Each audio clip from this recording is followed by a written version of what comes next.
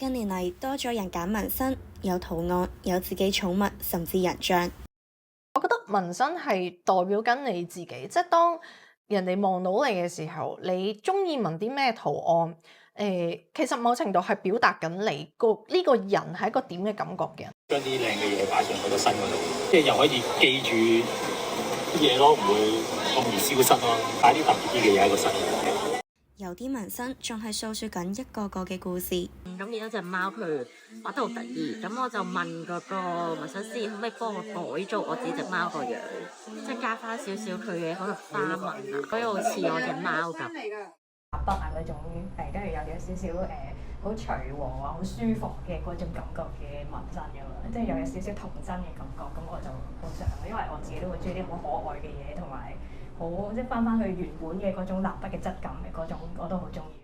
時代變，紋身都變緊。其實有好多係媽咪陪埋個女嚟紋，甚至係媽咪同個女一齊紋啊！大家固有思想紋身就係一定係龍虎豹啊嗰啲，而家唔係嘅，而家嘅紋身係可以好精細啊，好靚嘅，好多顏色，所以可能嗰啲上一輩嘅人就多啲比較接受到咯。